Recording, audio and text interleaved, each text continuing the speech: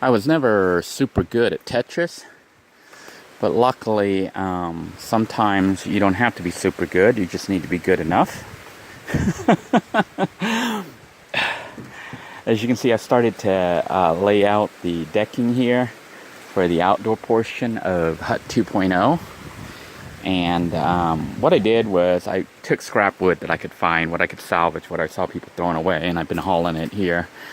And I'm trying to lay it out like a mosaic to connect and get it all to lay out without having to do too much cutting. Some of it I had to take two thinner sheets and lay one on top of the other to try to make it thick enough so that it doesn't fall through. And it seems fairly strong, so I think we're going to be okay with it.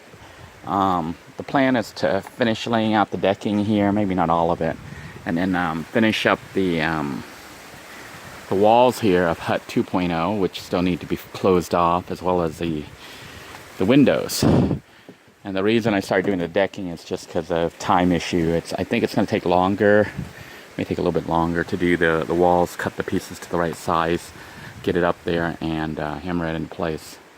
I've just been pressed for time, so I'm trying to do fast things. And I think it's nice to have at least part of the decking done, so I have a place where I can sit.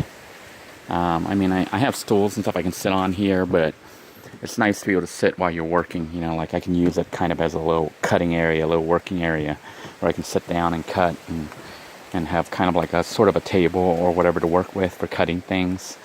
So that is the plan right now, is to get the decking in place, finish up the ceiling, not the ceiling, but the walls here along the side, and then I think Hut 2.0 will be operational. I'm sure there's more that needs to be done, like maybe wiring for some electrical when you bring in your own power source, but Hut 2.0 is actually looking very nice. I think it'll be a nice place to come hang out and chill.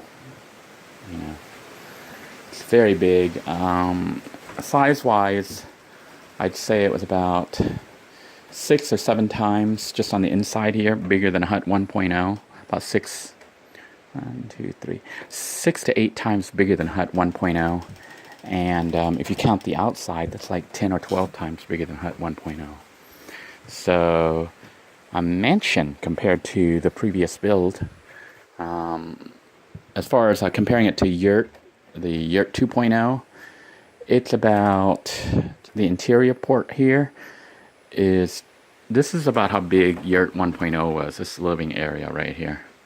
So it's got probably an additional 8 feet of space here. It's about 8 feet longer, and of course it's rectangular instead of circular. So just slightly larger than Yurt 2.0.